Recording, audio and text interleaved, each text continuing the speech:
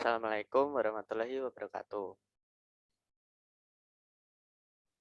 Perkenalkan, nama saya Ardito Yunus Wijaksono dengan NIM D 600-200-067 dan teman saya. Perkenalkan, nama saya Ferry Pramudia, NIM D 600-200-140. Di sini kami dari kelompok 33 ingin mempresentasikan Postes Praktikum Pemrograman Komputer tahun 2021. Pada materi presentasi kali ini, kami akan menjelaskan 4 modul dari modul 1, modul kedua, modul ketiga, dan modul keempat. Modul pertama, saya persilahkan untuk teman saya. Ya, di sini saya akan menjelaskan dari modul pertama yang terbagi menjadi tujuan praktikum, Python, script Python, dan tipe data program. Yang pertama yaitu tujuan praktikum. Dalam tujuan praktikum, kita dapat mengaplikasikan program input data menggunakan bahasa pemrograman Python dan dapat mengaplikasikannya program kalkulator sederhana menggunakan bahasa pemrograman Python. Selanjutnya adalah pengertian Python. Python yaitu bahasa pemrograman yang freeware atau perangkat bebas, yang dalam arti sebenarnya tidak ada batasan dalam penyalinan atau pendistribusiannya. Python dapat digunakan untuk berbagai keperluan pengembangan perangkat lunak dan dapat berjalan di berbagai platform sistem operasi. Terdapat beberapa kelebihan dalam Python. Yang pertama yaitu dalam bahasa pemrograman Python lebih mudah untuk dipelajari dan digunakan jika dibandingkan dengan bahasa pemrograman lainnya. Yang kedua, penulisan dalam kode bahasa pemrograman Python lebih efisien dibandingkan dengan bahasa pemrograman lainnya. Yang ketiga, dalam bahasa pemrograman Python adalah bahasa yang paling populer di dunia dan berada dalam urutan yang ketiga. Dan juga terdapat beberapa kekurangan di dalam Python. Yang pertama yaitu dalam bahasa pemrograman Python cukup butuh untuk mengembangkan platform mobil Android atau iOS. Dan yang kedua, Python memiliki keterbatasan dengan akses basis data. Yang ketiga, bahasa pemrograman Python hampir mustahil untuk membuat game 3D dengan grafis tinggi. Pada slide ini saya akan menjelaskan flowchart dan algoritma dari modul 1. Pada gambar yang paling kiri, itu adalah program dari menu utama dari modul 1. Mulai dari start, lalu memasukkan data diri dari pembeli, lalu memilih menu yang tertera, dan akan disajikan 3 pilihan. Yang pertama, untuk memilih daftar mobil dan stok dari mobil. Lalu yang kedua, memilih daftar mobil beserta harga. Lalu yang ketiga, untuk mengisi kode voucher. Setelah memasukkan kode voucher, akan keluar promo dari daftar mobil yang sudah disediakan. Lalu program selesai. Pada gambar sebelah kanan adalah tampilan flowchart untuk program kalkulator sederhana. Yang pertama dengan memasukkan nama pembeli dan tanggal pembelian, lalu memasukkan kode kendaraan, lalu memasukkan jumlah pembelian. Setelah memasukkan jumlah pembelian, menambah unit kendaraan. Jika menekan ya, akan memasukkan kode kendaraan dan jumlah pembelian, lalu akan muncul output total pembelian. Dan jika menekan tidak, maka akan langsung muncul total pembelian. Lalu jika memiliki kode voucher. Jika menekan ya atau mengetik ya, itu akan muncul harga diskon, dan ketika menekan tidak, maka yang keluar adalah harga normal. Di sini saya akan menjelaskan skrip pengulangan dan pengandaian dari program kalkulator sederhana. Untuk program pengulangan, di sini ada skrip while, for dan while. Yang ini while print kendaraan yang Anda pilih dengan memasukkan kode kendaraan. Dan untuk for ini untuk memasukkan jumlah pembelian. Dan untuk skrip pengandaian di sini ada if dan elif, lalu ada else untuk nama kendaraan dan harga kendaraan, dan voucher dari ATPM yang disediakan. Program input data, skrip pengulangan masih sama, di sini while dan for. Untuk daftar harga dan untuk memasukkan data dari pembeli. Untuk skrip dari pengandaian itu ada skrip if else.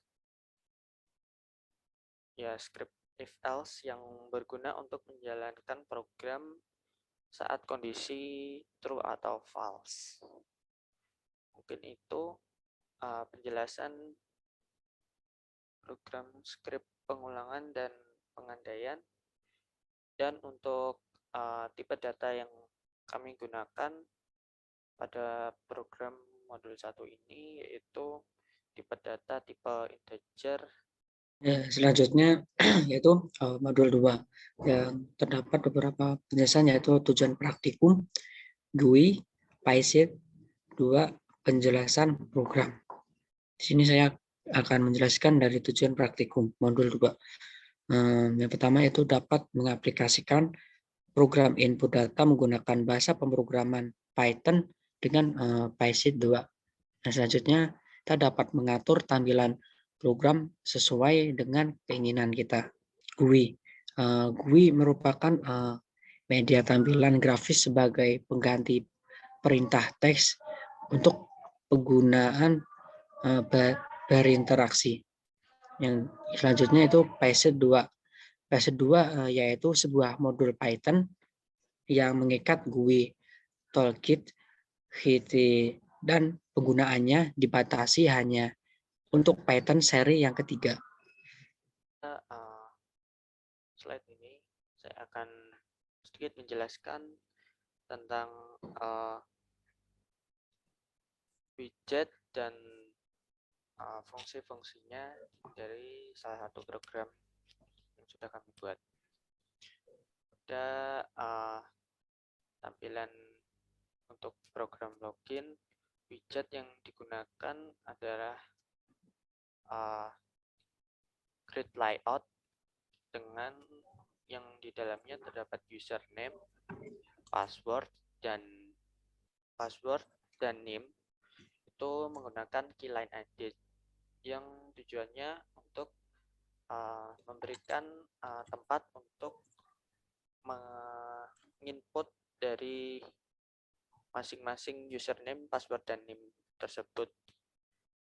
Lalu ada juga widget push button yang itu untuk menekan tombol masuk yang berguna untuk melanjutkan ke menu selanjutnya. Mungkin itu sedikit penjelasan dari fungsi widget dan kegunaannya. Saya akan lanjutkan untuk ke modul 3. Nah, selanjutnya yaitu akan dijelaskan dari materi modul 3, yaitu tujuan praktikum, pembuatan proyek dan APP, template HTML dan CSS, dan skrip HTML dan CSS. Terdapat tujuan dalam praktikum modul 3 ini. Yang pertama itu kita dapat mengaplikasikan program web statis baik pada perkuliahan maupun pada saat berada di dunia kerja nanti. Misalnya dapat memahami penggunaan HTML dan CSS pada desain.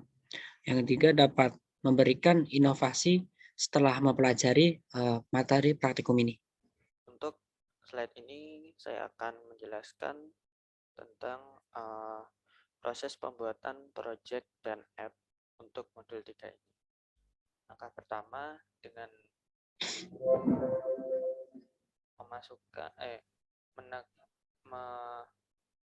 klik CMD di search bagian bawah.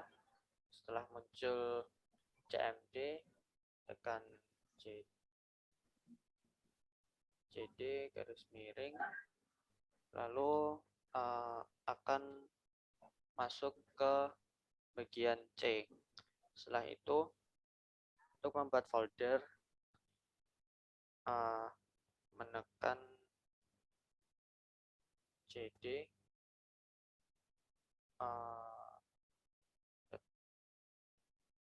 Jengo,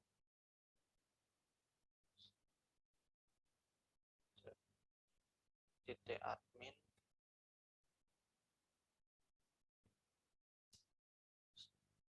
start project, dan memasukkan folder, misal foldernya Procom. Setelah itu apabila di enter akan muncul folder yang akan dibuat. Lalu untuk membuat app dari modul 3 ini, di CMD tinggal menekan Python manage.py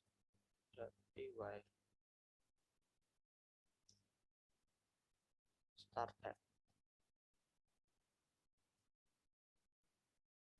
Lalu apabila dan memasukkan folder yang ingin dibuat, misal ingin membuat kontak.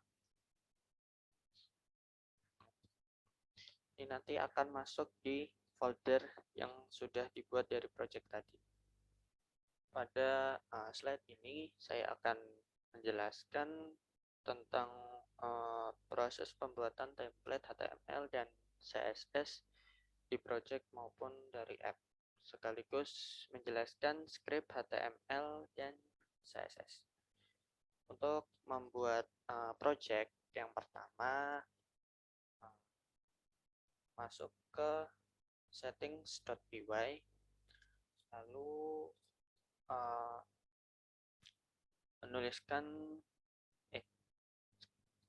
menuliskan about, kontak, dan explore pada install app ini, lalu menambahkan dirs untuk membuka dari template di bagian folder dengan menuliskan template. Setelah itu mengatur dari settings.py, kita perlu mengaturnya dari urls.py. urls.py di sini kita harus menambahkan path, mulai dari path admin, path about, path contact, dan path explore. Setelah itu membuat folder urls.py di bagian ini. Misal bagian explore, kita membuat template, lalu membuat folder explore, membuat template explore, lalu mengubahnya di urls.py dengan menambahkan script views explore agar explore HTML-nya muncul. Setelah itu menambah script di views.py dengan menambahkan dev explore dan request explore HTML. Setelah itu menambahkan folder explore dan membuat file explore.html. Untuk penjelasan script, yang pertama membuat file home.html. Pada script ini salah satunya yaitu div class menu, div class content, dan div class footer. Membuat folder static dan membuat file misal tampilan.css. Pada script CSS ini terdapat beberapa script untuk memberikan tampilan website yang menarik. Yang pertama ada background image. Ini background image untuk memberikan tampilan background latar belakang dari website. Kalau ada background size untuk mengatur ukuran. Selanjutnya, saya akan menjelaskan dari tentang modul 4 yang terdapat tujuan praktikum, database dan manfaat, penjelasan grup, manfaat website.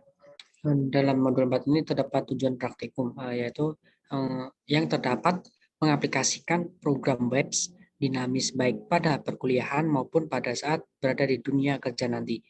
Selanjutnya kita dapat manipulasi data ke dalam tabel.